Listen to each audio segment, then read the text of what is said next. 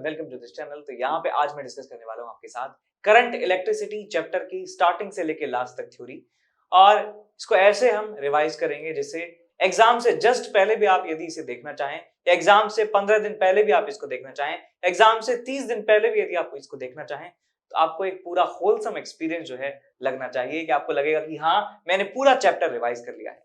तो देखिए स्टार्ट करते हैं सबसे पहले कॉन्सेप्ट से, जो है करंट के बारे में, बिकॉज चैप्टर का नाम ही यही है, तो सबसे पहले पढ़ेंगे भी यही। तो एक करंट, इलेक्ट्रिक करंट के बारे में यहाँ पे बताया है कि current through a given area, कोई भी एरिया हो, कोई भी एक पर्टिकुलर एरिया हो, तो उसमें net charge passing through it पर unit time through that area is called current through that area. मान लीजिए कोई भी आपके पास एक एरिया है रैंडम शेप का, कैसा भी एरिया हो सकता है, उसमें से नेट चार्ज पर यूनिट टाइम कितना चार्ज यहाँ से पास हो रहा है उसे कहा जाता है करंट। और इंस्टेंटेनियस करंट की जो वैल्यू है होती है dq/dt के बराबर। लेकिन कभी कभी क्या होता है कि अलग अलग इंस्टेंट पे करंट की वैल्यू अलग अलग हो सकती है, तो उसके लिए हम एक एवरेज फंक्शन का इस्तेमाल करते हैं और वहां पे एवरेज करंट की वैल्यू निकालते हैं। तो एवरेज करंट उसे कहा जाता है limit delta T tending to zero, not tending to zero, ये हो जाएगा आपके पास डेल्टा q/डेल्टा टी। ठीक है, ये एवरेज करंट का फॉर्मूला है और ये आपके पास इंस्टेंटेनियस करंट का फॉर्मूला है। मतलब सब समझ गए। ये क्लास 11th में भी आपने सीखा कि average speed, instantaneous speed, average acceleration, instantaneous acceleration, average velocity, instantaneous velocity, इन दोनों में अंतर होता है। जब टाइम का इंटरवल बहुत ज्यादा छोटा हो तो हम उसे इंस्टेंट कहते हैं क्वांटिटी को, और टाइम का इंटरवल यदि छोटा नहीं है बहुत तो हम एवरेज में क्वांटिटी को निकालते हैं। तो करंट यहां पे लिखा भी है, करंट में not always be steady, we define current in general as this.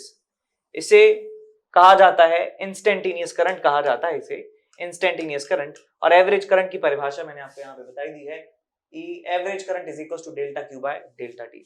Okay, और यहाँ पे दिया है कि ऐसा यूनिट जो है इसका एम्पियर होता है। और आपको एक बात बताऊं कि dimensional formula of current is also A1। ठीक है, याद रखिएगा। तो यहाँ पे एक बात और लिखी है कि सेल जो होता है can maintain a steady current in a circuit. तो हम आइडियल सेल जब हम इस्तेमाल यहाँ पे कर रहे होंगे, तो आइडियल सेल जो है आइडियल कंडीशंस में वो एक कांस्टेंट करंट मेंटेन कर सकता है किसी भी एक सर्किट में। ठीक है, इसके बाद आगे चलते हैं, ड्रिफ्ट वेलोसिटी के बारे में पढ़ते हैं। ड्रिफ्ट वेलोसिटी के बारे में लिखा है कि the charge carriers like electrons move with average velocity which is independent of time. This is phenomena of drift and it is called drift velocity.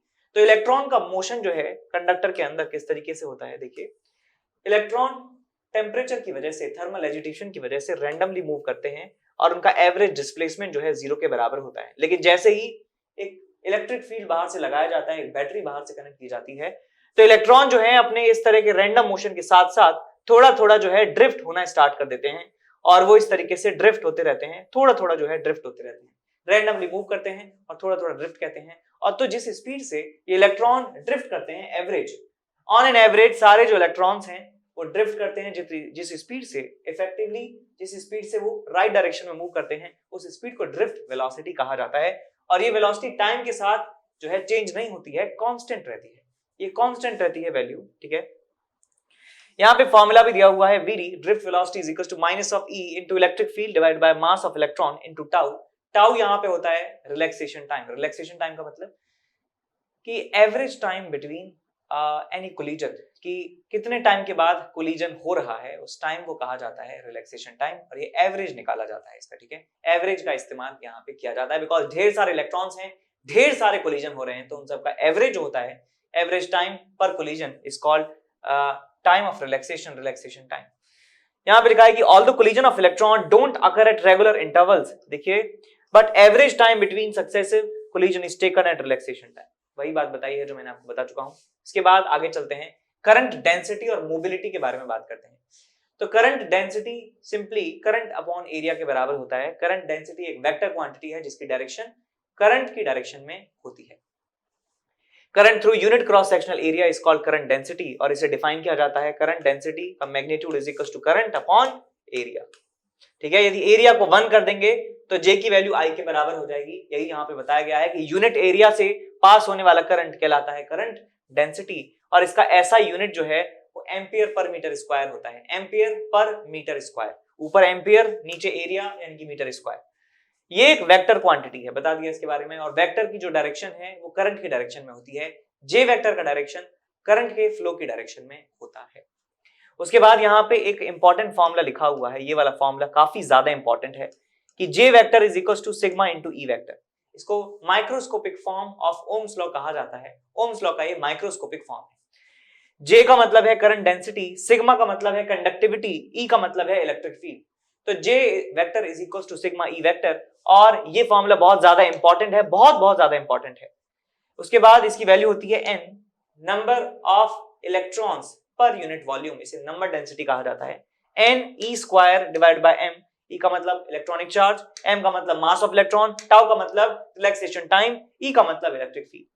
तो ये फॉर्मूला भी आप याद रख सकते हैं, ये तो याद होना ही चाहिए, और ये भी याद हो जाए तो अच्छी बात है।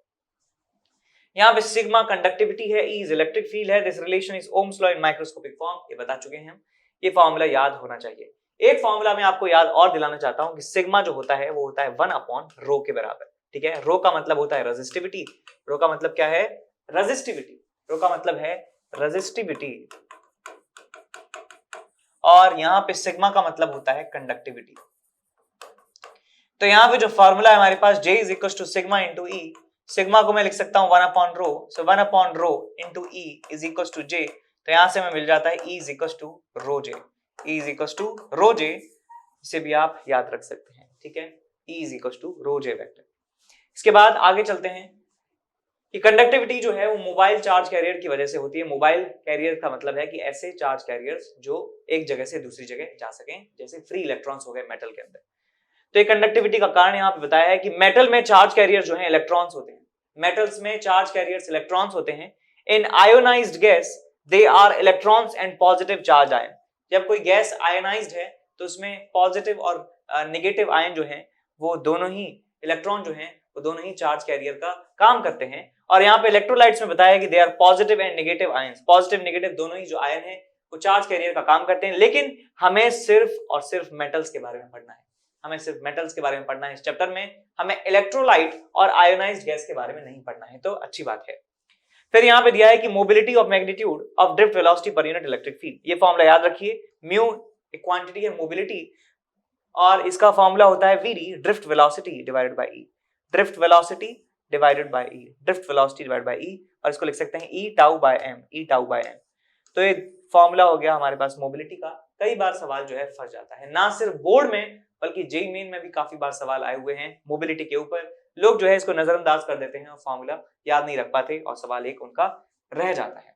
इसका ऐसा यूनिट जो है वो मीटर स्क्वायर पर वोल्टेज पर सेकंड है, ठीक है। Hello my dear students, I am Neeraj Kumar Chaudhary your physics teacher. बच्चों, एक बहुत ही इंपॉर्टेंट इन्फॉर्मेशन लेके आया हूं अगेन आपके लिए। Unacademy champions league is back again. फिर से अनअकैडमी चैंपियंस लीग का टेस्ट हो रहा है, जो कि 14th and 21st of November को होगा ग्रुप स्टेज पे, जिसमें 25 क्वेश्चन होंगे और 1 घंटे का एग्जाम होगा, 1 से 2 PM होगा, ठीक है बच्चों। और फाइनल्स होगा 28 नवंबर को, जिसमें 75 क्वेश्चन होंगे और 3 आवर्स का होगा, जो कि 1 to 4 PM होगा। और इसमें बच्चों बहुत अच्छे अच्छे अवार्ड्स हैं, ठीक है ना, ये आप जानते ही हो बहुत अच्छे तरीके से। 5 CR तक के आप इसमें अवार्ड्स जीत सकते हो, इतना बड़ा पूल है, तो चांसेस बहुत ज्यादा है, ठीक है बच्चों।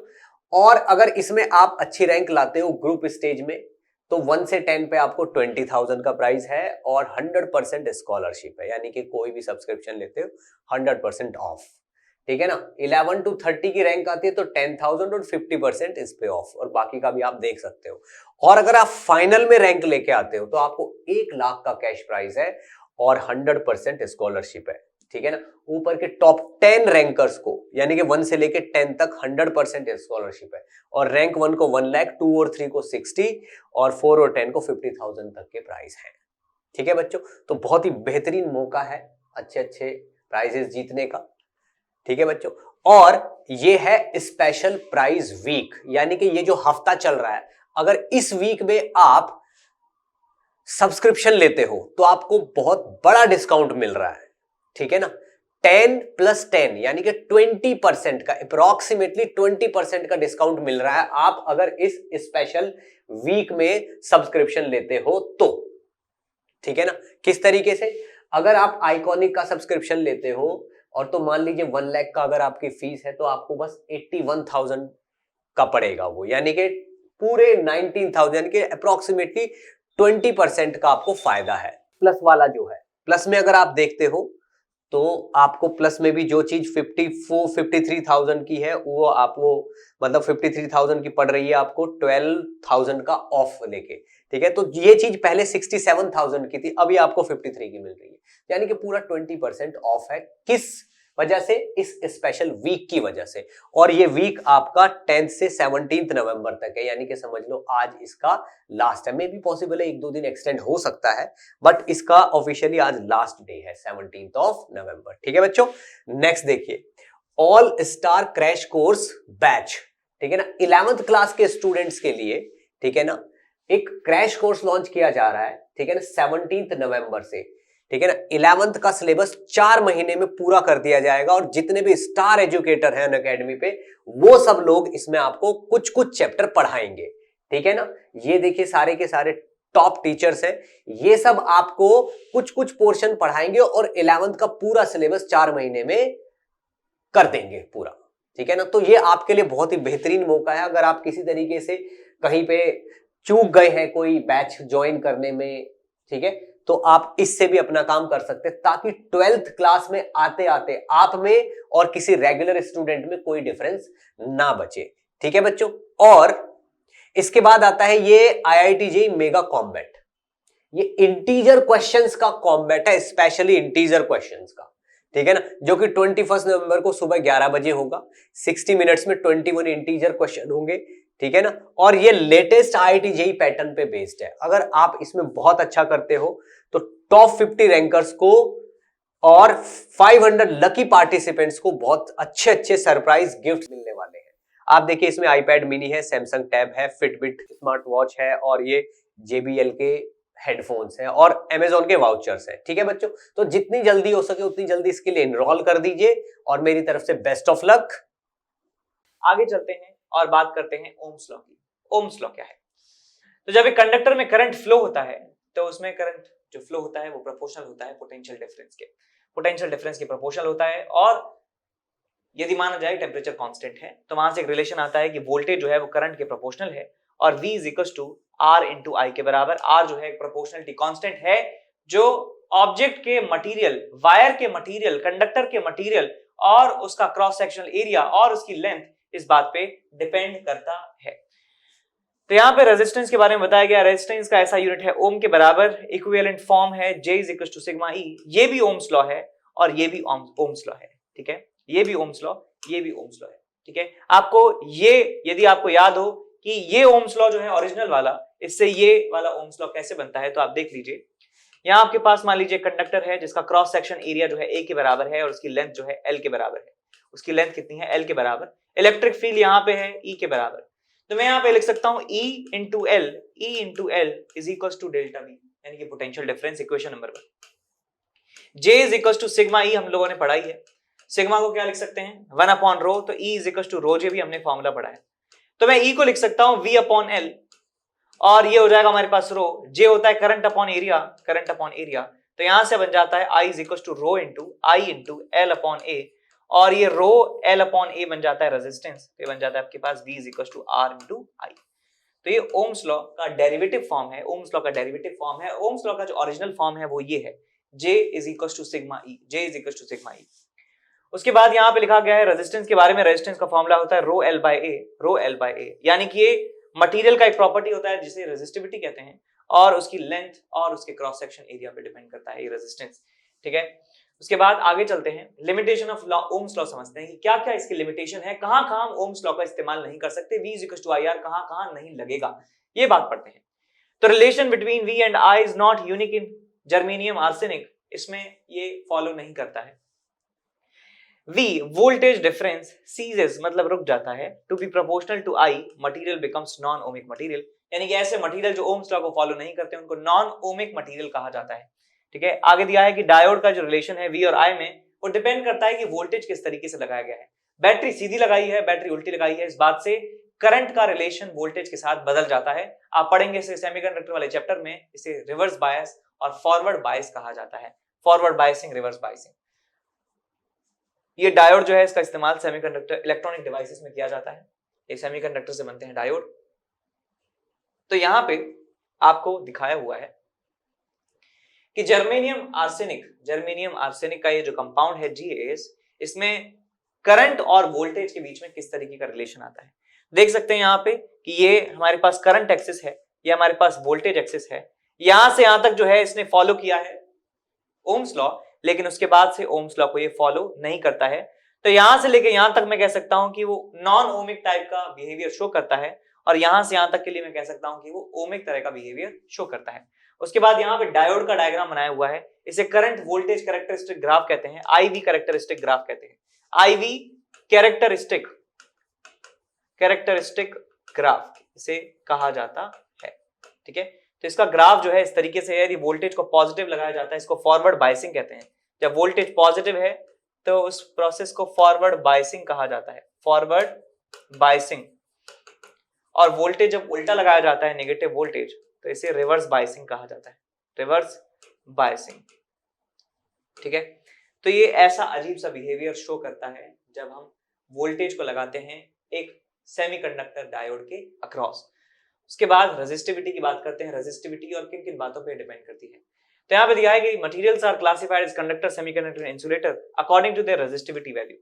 तो रेजिस्टिविटी जिसकी ज्यादा है, रेजिस्टिविटी जिसकी कम है, और रेजिस्टिविटी जिनकी बीच में है, इस बेसिस पर 3 भागों में डिवाइड किया जाता है मटेरियल्स को। एक होते हैं कंडक्टर्स जिनकी रेजिस्टिविटी काफी लो होती है, एक होते हैं इंसुलेटर जिनकी रेजिस्टिविटी काफी ज्यादा हाई होती है, और फिर आते हैं सेमीकंडक्टर जिनकी रेजिस्टिविटी कंडक्टर से तो ज्यादा लेकिन इंसुलेटर से कम होती है। तो ये 3 कैटेगरी हमारे पास हो जाती हैं। यहाँ पे लिखा है कि मेटल्स की जो रेजिस्टिविटी है बहुत ज्यादा कम है, 10 टू द पावर -8 से 10 टू द पावर -6। ठीक है, ये क्वांटिटी छोटी है, ये क्वांटिटी ज्यादा है। This is lower range, is upper range. Insulator की जो रेजिस्टिविटी है 10 टू द पावर 5 से 10 टू द पावर 18 तक जा सकती है। ठीक है, डिपेंड करता है कि कौन सा मटेरियल है। For metallic conductor over limited range resistivity is approximately given by, कुछ पर्टिकुलर टेम्परेचर तक जो रेजिस्टिविटी का टेम्परेचर के साथ वेरिएशन है वो इस फॉर्मूले के द्वारा दिया जाता है कि rho t is equal to rho not 1 plus alpha t minus t not. T minus t not इस टेम्परेचर में चेंज, और rho not 1 plus alpha t minus t not ये फॉर्मूला है किसका, रोटी का। रोटी क्या है यहाँ पे कि एक टेम्परेचर टी पर रेजिस्टिविटी की वैल्यू। रो नॉट क्या है कि टेम्परेचर टी नॉट पर रेजिस्टिविटी की वैल्यू, और अल्फा क्या है, अल्फा हमारे पास है टेम्परेचर कोफिशिएंट ऑफ रेजिस्टिविटी। तो ये वाला फॉर्मूला हम इस्तेमाल कर सकते हैं यदि किसी मेटालिक वायर में हम टेम्परेचर को चेंज करवा रहे हैं। इसके बाद यहाँ पे देख सकते हैं कि आपको कुछ ग्राफ दिए हुए हैं। ये ग्राफ बताता है टेम्परेचर का वेरिएशन, रेजिस्टिविटी का वेरिएशन टेम्परेचर के साथ। रेजिस्टिविटी का वेरिएशन टेम्परेचर के साथ यहाँ पे बताया गया है। ये ग्राफ V और I का आ गया है गलती से, ये आप छोड़िए, ये गुड कंडक्टर के लिए ग्राफ है V और I का, ये पहले आना चाहिए था। यहाँ देखिए, कॉपर की जब बात करते हैं, कॉपर एक बहुत बढ़िया कंडक्टर है और उसका रेजिस्टिविटी और टेम्परेचर के साथ ये रिलेशन होता है। जैसे जैसे टेम्परेचर बढ़ाते हैं रेजिस्टिविटी बढ़ती है, और एक पर्टिकुलर टेम्परेचर के बाद रेजिस्टिविटी बहुत ज्यादा अमाउंट से बढ़ जाती है, बहुत ज्यादा अमाउंट से बढ़ जाती है रेजिस्टिविटी। ठीक है, उसके बाद यहाँ देखिए कि नाइक्रोम जो है, नाइक्रोम का वायर, इसका रेजिस्टिविटी टेम्परेचर का ग्राफ देखिए। यहाँ पे लीनियर तरीके से जो है रेजिस्टिविटी बढ़ रही है, लीनियर तरीके से रेजिस्टिविटी बढ़ रही है। और यहाँ सेमीकंडक्टर की यदि बात करें तो सेमीकंडक्टर में टेम्परेचर बढ़ाने पर रेजिस्टिविटी कम होती है, टेम्परेचर बढ़ाने पर रेजिस्टिविटी कम होती है। तो आप याद रखिएगा हमेशा कि कंडक्टर्स जो होते हैं उनमें टेम्परेचर यदि बढ़ाया तो रेजिस्टिविटी क्या होगा, बढ़ेगा, यानी कि वो करंट के फ्लो को ऑब्स्ट्रक्ट करेगा। ऐसा क्यों होता है ये बात भी आप सीख लीजिए। जब हम टेम्परेचर बढ़ाते हैं, देखिए उसमें फ्री इलेक्ट्रॉन्स काफी ज्यादा हैं ऑलरेडी मेटल्स में, तो मेटल्स का टेम्परेचर जब बढ़ाते हैं तो इलेक्ट्रॉन्स का थर्मल एजिटेशन बहुत ज्यादा बढ़ जाता है। तो इलेक्ट्रॉन का थर्मल एजिटेशन इतना ज्यादा बढ़ जाता है कि वो आपस में ही लड़ गुद के ही आपस में अपनी एनर्जी को लूज कर देते हैं। तो जो एनर्जी गेन की जाती है टेम्परेचर के द्वारा वो लूज हो जाती है टकराने में ही, और उसकी वजह से उनका रेजिस्टेंस बढ़ और जाता है, रेजिस्टिविटी बढ़ जाती है। तो ये कंडक्टर के साथ बिहेवियर है। उसके बाद सेमीकंडक्टर्स की यदि बात करें,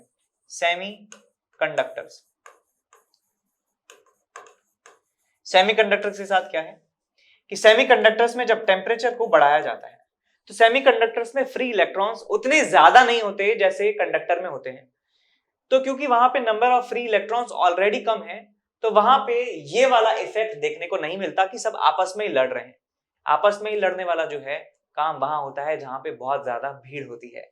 जहां पे भीड़ है ही नहीं तो वहां पे टेम्परेचर बढ़ाने का कोई ये वाला जो है सिनेरियो ये नहीं होता है, बल्कि नंबर ऑफ फ्री इलेक्ट्रॉन्स बढ़ जाते हैं। नंबर ऑफ फ्री इलेक्ट्रॉन्स बढ़ जाते हैं और उससे रेजिस्टिविटी जो है वो कम हो जाती है, रेजिस्टिविटी कम हो जाती है। तो याद रखिए, कंडक्टर में टेम्परेचर बढ़ाएंगे तो रेजिस्टिविटी बढ़ेगी, सेमीकंडक्टर में टेम्परेचर बढ़ाने पर रेजिस्टिविटी घट जाती है। ग्राफ याद कर लीजिए, कॉपर का ग्राफ जो है इस तरीके से आएगा, नाइक्रोम का जो है स्ट्रेट लाइन आएगा और ये सेमीकंडक्टर का घटता हुआ आएगा। सवाल ऐसे आए हुए हैं, आ सकते हैं, कोई दिक्कत की बात नहीं होनी चाहिए, याद होना चाहिए। इसके बाद आगे चलते हैं, सेल एंड इट्स ईएमएफ के बारे में पढ़ते हैं। तो सेल एक ऐसा डिवाइस है जो कांस्टेंट पोटेंशियल डिफरेंस मेंटेन करने के काम आता है, कांस्टेंट पोटेंशियल डिफरेंस मेंटेन करने के काम आता है। और जब किसी सर्किट में लगाया जाता है आइडियल बैटरी, तो कांस्टेंट करंट वहां से प्रोवाइड करता है, कांस्टेंट करंट सप्लाई करता है बिना थके हुए। It's a simple device which can maintain a steady current in electric circuit. EMF of cell is potential difference between positive and negative electrode when no current is flowing through the cell। देखिए, यदि आपसे कहा जाता है cell के बारे में, तो एक होता है आइडियल सेल, एक क्या होता है आइडियल सेल, जिसमें इंटरनल रेजिस्टेंस 0 होता है। तो मैं आइडियल सेल के लिए तो कह सकता हूं कि ये जो EMF होता है वो इन दोनों टर्मिनल के अक्रॉस पोटेंशियल का डिफरेंस है, पोटेंशियल का डिफरेंस है इन दोनों टर्मिनल के अक्रॉस। लेकिन यदि हम बात करते हैं सिर्फ सेल की, यदि सिर्फ सेल की बात करते हैं या फिर नॉन आइडियल सेल लिखते हैं, तो इसमें कुछ ना कुछ इंटरनल रेजिस्टेंस होता है, ठीक है। तो वहां ये कह रहे हैं कि यदि यहाँ पे करंट 0 यदि जाएगा, यदि यहाँ पे कोई करंट नहीं जा रहा है, तो इस रेजिस्टर के अक्रॉस भी कोई पोटेंशियल डिफरेंस नहीं आएगा। तो जो इन दोनों टर्मिनल के अक्रॉस पोटेंशियल डिफरेंस है वही EMF के बराबर होगा, EMF के बराबर होगा E is equal to delta V if current जो है 0 के बराबर है। तो ऐसे डिफाइन किया गया है इस EMF की वैल्यू को, ठीक है। उसके बाद यहां पे लिखा गया है V is equal to E minus IR, V is equal to E plus IR। V जो है होता है टर्मिनल वोल्टेज, यहाँ पे V जो है वो क्या है बेटा, टर्मिनल वोल्टेज है, टर्मिनल वोल्टेज, टर्मिनल वोल्टेज। और टर्मिनल वोल्टेज जब बैटरी को डिस्चार्ज करते हैं तो E माइनस IR हो जाता है, बैटरी को जब चार्ज किया जाता है तो E प्लस IR हो जाता है। तो कोई यदि आपसे सवाल पूछता है कि टर्मिनल वोल्टेज क्या EMF से ज्यादा हो सकता है, तो हम कहेंगे हाँ हो सकता है। This terminal voltage can be more than EMF if the battery is getting charged. और ये टर्मिनल वोल्टेज बैटरी की EMF से कम भी हो सकता है यदि बैटरी इज गेटिंग डिस्चार्ज्ड। तो ये बात याद रखेंगे, काफी बार बता चुके हैं, सवालों में समझा चुके हैं, अब ये गलती नहीं होनी चाहिए। इसके बाद लिखा है कि R is called internal resistance, the actual value of R vary from cell to cell. अलग अलग सेल्स में इंटरनल रेजिस्टेंस की वैल्यू अलग अलग होती है। Internal resistance of dry cell is higher, dry cell जो होते हैं उनका इंटरनल रेजिस्टेंस हायर होता है than electrolytic cell, electrolytic cell की कंपैरिजन में। तो यहाँ पे हम पढ़ने जा रहे हैं इलेक्ट्रिक पावर एंड एनर्जी के बारे में, कि जब हम किसी कंडक्टर में से करंट पास करवाते हैं तो इसमें कितना पावर जो है जनरेट होता है और कितना हीट की फॉर्म में वो निकल जाता है। तो यहाँ पे लिखा है कि under a potential difference in a conductor charges are moving, charge जो है मूव करते हैं। These charges suffer collisions with ions and atoms during transit. Energy shared by the ions and atoms heats up the conductor and amount of energy dissipates as heat per unit time is called power loss. और इसका formula होता है P is equal to I square R is equal to V square by R is equal to V into I। तो ये हमारे पास तीन तरह के फॉर्मूले हैं किसी कंडक्टर में एनर्जी प्रोड्यूस्ड पर यूनिट टाइम निकालने के, that is called power. R यहाँ पे रेजिस्टेंस है, करंट यहाँ पे I है और energy supplied by the source in circuit. अब एनर्जी जो है कहां से आती है, सोर्स के द्वारा आती है। सोर्स जनरली क्या होता है हमारे पास, बैटरी होती है, सेल होता है। तो सेल की जो एनर्जी है वो एनर्जी हीट की फॉर्म में बाहर निकल जाती है। For long distance transmission power loss is minimised by transmitting it at high voltage. तो जब हम किसी पर्टिकुलर बात करते हैं ट्रांसमिशन लाइन की, यानी एक जगह से लाइट को, इलेक्ट्रिसिटी को दूसरी जगह पहुंचाना है, तो हम जो लाइंस होती हैं, ट्रांसमिशन लाइंस जो उनको कैरी करती हैं करंट को, तो उसमें हायर वोल्टेज पे उस पावर को जो है ट्रांसमिट किया जाता है एक जगह से दूसरी जगह।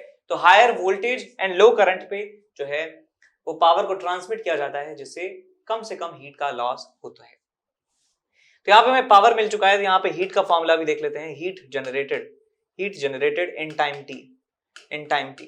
यदि t टाइम में हम देखना चाहते हैं कि ये कंडक्टर में कितना हीट जनरेट होगा, तो उसका फॉर्मूला आ जाएगा हमारे पास I square R into T के बराबर, I स्क्वायर RT के बराबर हीट वहां पे जनरेट होगी।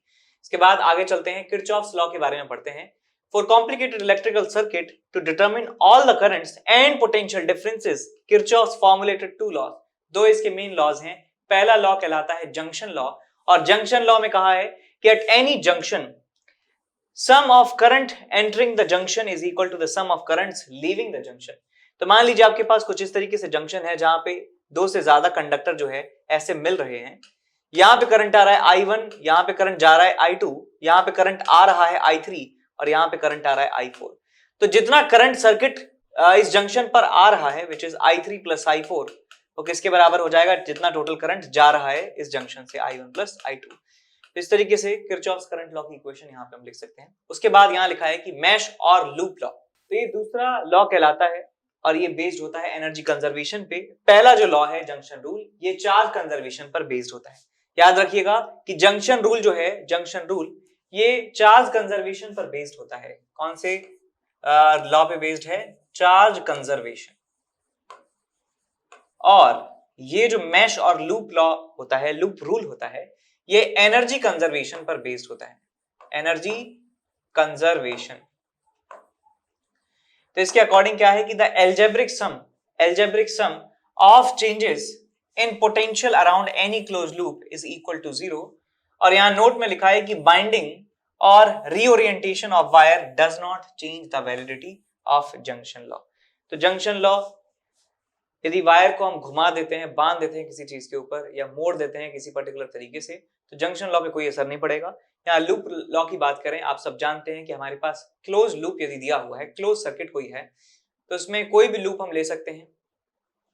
तो वहां पे किरचॉफ्स वोल्टेज लॉ क्या कहता है कि algebraic summation of potential drop across each and every element is equal to 0.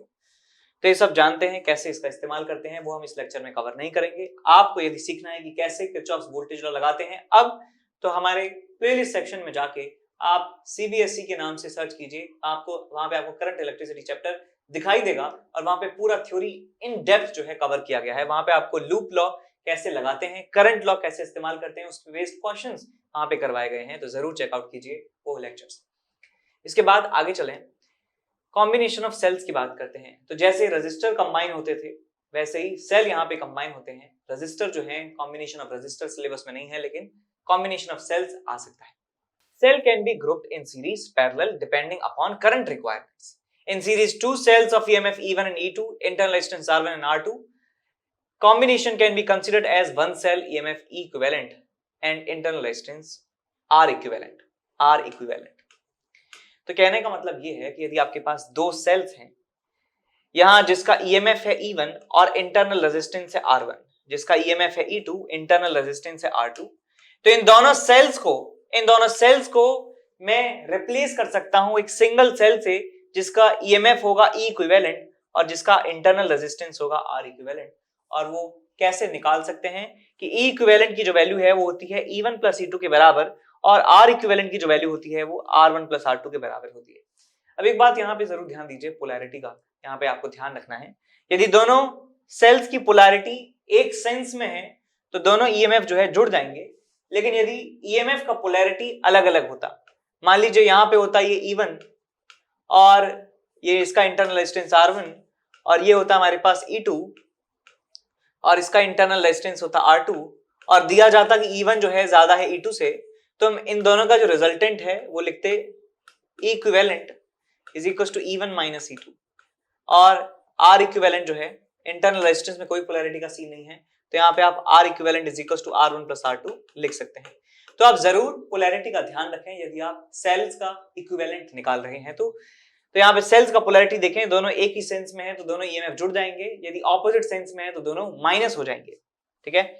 और इंटरनल रेजिस्टेंस तो है, सिंपल सीरीज में लगे हैं तो R1 प्लस R2 हो जाएगा irrespective of the polarity of these cells. इन सेल का पोलैरिटी कैसा भी हो, R इक्विवेलेंट जो है वो होगा R1 प्लस R2 के बराबर ही. इसके बाद पैरेलल कॉम्बिनेशन की बात करते हैं. तो ये आपके पास दो सेल्स जिनके इंटरनल रेजिस्टेंस R1 और R2 हैं, EMF उनके E1 और E2 हैं, पैरेलल में लगे होते हैं, तो हम इन दोनों सेल्स की जगह रिप्लेस कर सकते हैं सिंगल सेल से और E इक्विवेलेंट की वैल्यू आती है E1 R2 plus E2 R1 upon R1 plus R2. या इसको लिखने का दूसरा तरीका है, इसको हम ऐसे भी लिख सकते हैं E1 by R1 plus E2 by R2 divided by 1 upon R1 plus 1 upon R2. इस तरीके से भी ई इक्विवेलेंट को लिखा जा सकता है। E equivalent is equal to E1 by R1 plus E2 by R2 divided by 1 upon R1 plus 1 upon R2। और जो हमारे पास इंटरनल रेजिस्टेंस है ये दोनों आपस में पैरेलल कॉम्बिनेशन में है, तो हम यहाँ पे लिखेंगे 1 upon R equivalent, 1 upon R equivalent is equals to 1 upon R1 plus 1 upon R2। ठीक है, प्लस जितने भी हैं हमारे पास, जितने भी बैटरीज हैं उनके इंटरनल रेजिस्टेंस उतने ही ऐसे आप जोड़ सकते हैं।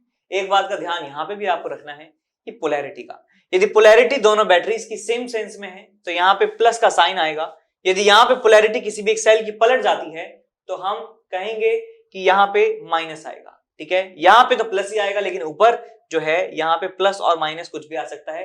It depends on the polarity, किस तरीके सेल्स जो है हमारे सर्किट में लगे हुए हैं। तो इन बातों का आप ध्यान रखेंगे, आई होप। इसके बाद आगे चलते हैं, व्हीटस्टोन ब्रिज के बारे में पढ़ते हैं। Wheatstone bridge is a balanced condition provide a practical method for determination of internal resistance. तो किसी भी रेजिस्टेंस की वैल्यू आप कैलकुलेट करने के लिए इस व्हीटस्टोन ब्रिज का इस्तेमाल किया जाता है। If R1 and R2 are two resistance in first and second arm and R3 in third arm, R3 is kept unchanging till galvanometer shows no deflection, the bridge is then balanced and from balanced condition R4 is known। तो यहाँ पे कहा गया है क्या, देखिए ध्यान से, कि R3 को लगातार हम चेंज करते हैं जिससे गैल्वेनोमीटर में करंट 0 हो जाए और R4 की वैल्यू पता लगा ली जाती है।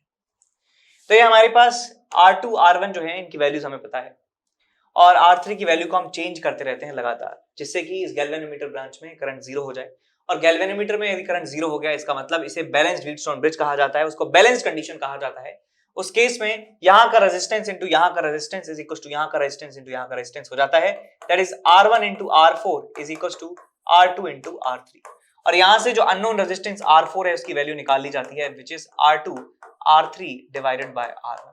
R2 R3 by R1, R2 R3 by R1 हमें अननोन रेजिस्टेंस की वैल्यू मिल जाती है। तो यहाँ पे लिखा है आगे कि the value of one of the resistance determined knowing other 3 resistors. हमें बाकी 3 की वैल्यू पता थी, इसकी वैल्यू पता थी और हमने निकाल ली किसकी वैल्यू, R4 की वैल्यू यहाँ पे हम निकाल लेते हैं। इंपॉर्टेंट कॉन्सेप्ट है, याद रखिएगा। इसके बाद मीटर ब्रिज की बात करते हैं। मीटर ब्रिज की, तो ये व्हीटस्टोन ब्रिज पे बेस्ड होता है इसकी working. With same principle as of Wheatstone bridge, it is used to calculate unknown resistance R under balanced condition। तो देखिए यहाँ पे क्या है सिचुएशन, कि यहाँ पे एक रेजिस्टेंस लगा होता है X और यहाँ पे एक स्टैंडर्ड रेजिस्टेंस लगा होता है S। S का मतलब स्टैंडर्ड, X का मतलब अननोन। ठीक है, यहाँ पे बहुत ज्यादा कंफ्यूजन होता है, लोग भूल जाते हैं। स्टैंडर्ड हमारे पास ये रेजिस्टर है और ये अननोन है हमारे पास। अब याद कीजिए, S का मतलब क्या होता है, सीधा। S से सीधा, S मतलब सीधा। तो सीधे हाथ पर, सीधा मतलब right hand, your right hand. यदि राइट हैंड की तरफ जो रेजिस्टेंस होगा वो स्टैंडर्ड रेजिस्टेंस होगा जिसकी वैल्यू हमें पता होगी, और जो लेफ्ट हैंड साइड पे जो रेजिस्टेंस होगा वो अननोन रेजिस्टेंस होगा जिसकी वैल्यू हमें पता लगानी है। तो ये बिल्कुल व्हीटस्टोन ब्रिज जैसा सेटअप है। तो मैं कह सकता हूं कि ये वाला जो वायर है, इस वायर में जो रेजिस्टेंस है वो लेंथ के प्रोपोर्शनल होगा, रेजिस्टेंस जो है लेंथ के प्रोपोर्शनल होगा। और एक ऐसा पॉइंट हम जॉकी की मदद से तलाशते हैं जहां से गैल्वेनोमीटर में करंट जो है 0 के बराबर आ जाए। और गैल्वेनोमीटर में करंट यदि 0 हो गया तो मैं कह सकता हूं इस वाले पार्ट का रेजिस्टेंस इनटू ये रेजिस्टेंस और इस वाले पार्ट का रेजिस्टेंस इनटू ये रेजिस्टेंस। तो वहां से हमें रिजल्ट मिलता है x into 100 minus L1 is equal to S into कितना आ जाएगा हमारे पास L1।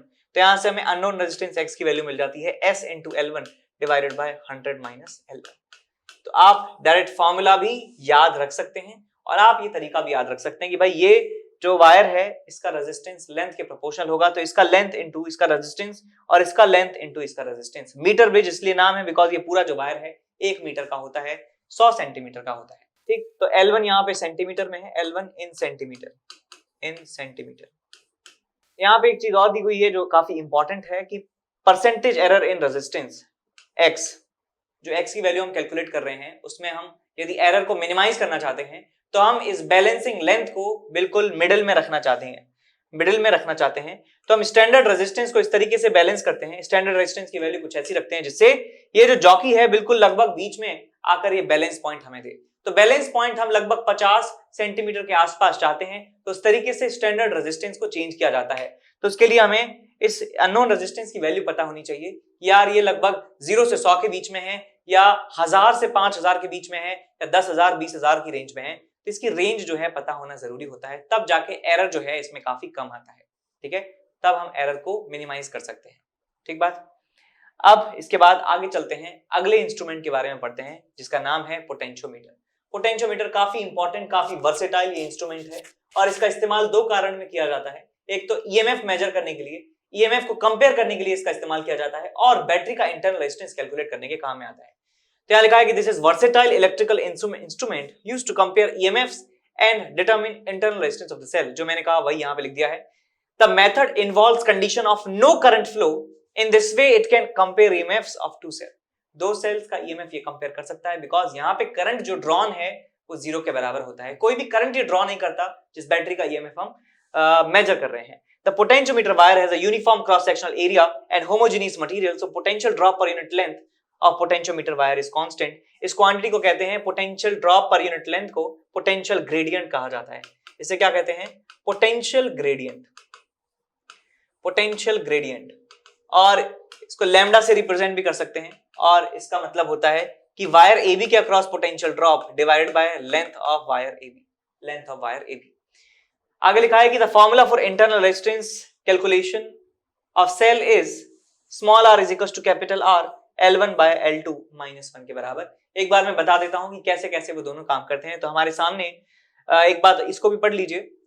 ये है हमारे पास डायग्राम। ये कॉन्फ़िगरेशन इस्तेमाल किया जाता है ईएमएफ्स को कंपेयर करने के, और ये वाला कॉन्फ़िगरेशन इस्तेमाल किया जाता है इसके इंटरनल रेजिस्टेंस को कैलकुलेट करने के। इसका इंटरनल रेजिस्टेंस कैलकुलेट करने के काम में आता है ये। ठीक है, अब सुनिए कि कैसे हम इसको रीड करते हैं, कैसे ये परफॉर्म किया जाता है। तो सबसे पहले क्या होता है कि हम इस गैल्वेनोमीटर को K1 से अटैच करते हैं, K1 से अटैच करते हैं, और हम एक बैलेंस पॉइंट ढूंढने की कोशिश करते हैं इस जॉकी से। तो मान लीजिए L1 लेंथ पर हमें बैलेंस पॉइंट मिल जाता है, यानी गैल्वेनोमीटर में करंट 0 आ जाता है। तो हम कहते हैं कि ये जो ईएमएफ है, यानी कि इसके अक्रॉस जो वोल्टेज है, यहां से यहां के अक्रॉस जो वोल्टेज है, वही A और L1 के बीच में जो पोटेंशियल डिफरेंस के बराबर है, इज इक्वल टू आपका potential gradient into L1। Similarly जब हम इस वायर को 2 से कनेक्ट करते हैं तो हमें मिलता है E2 is equal to lambda into L2। तो आप ये फॉर्मूला याद रख सकते हैं। इन दोनों इक्वेशन से डिवाइड करूं तो यदि आपको मिलता है E1 by E2 is equal to L1 by L2। तो ये फॉर्मूला आप याद रख सकते हैं। ईएमएफ कंपैरिजन का फॉर्मूला है E1 पहली वाली बैटरी उसका बैलेंसिंग लेंथ, E2 दूसरी वाली बैटरी उसका बैलेंसिंग लेंथ। और यहां पर हम क्या करते हैं, सबसे पहले हम कोशिश करते हैं बैलेंस पॉइंट ढूंढने की कोशिश करते हैं। ये ओपन रहता है, पहले ये रहता है ओपन, ये खुला रहता है, नीचे वाले पार्ट का कोई काम नहीं है अभी। ठीक है, तो हम बैलेंस पॉइंट ढूंढने की कोशिश करते हैं, तो हमें मिल जाता है यहां से E is equal to lambda into L1, equation number 1। उसके बाद क्या करते हैं, हम इसे कर देते हैं क्लोज, और दोबारा से बैलेंस पॉइंट ढूंढने की कोशिश करते हैं। तो फिर हमें मिलता है E upon small r plus capital R, E upon small r plus capital R into capital R, I into R is equal to lambda into L2, equation number 2। इन दोनों इक्वेशंस को सॉल्व करने पर हमें स्मॉल r की value पता चल जाती है, और वो आप देख सकते हैं इतनी आती है R into L1 by L2 minus 1 के बराबर। यहाँ पे L1 जो है balancing length without shorting the cell, L2 is balancing length with cell by parallel resistance capital R L2। The potentiometer has advantage that it draws no current from the voltage source being measured। जिस EMF को हम major कर रहे हैं उससे कोई भी current ये ड्रॉ नहीं करता है, इसलिए ये प्रेफर्ड होता है, इससे काफी एक्यूरेट कैलकुलेशन हमें मिलती है। It is not affected by internal resistance of the source, thus it has high accuracy। Internal resistance जो है बैटरी का, उस पर कोई असर नहीं पड़ता है, इसलिए ये काफी ज्यादा एक्यूरेट होता है।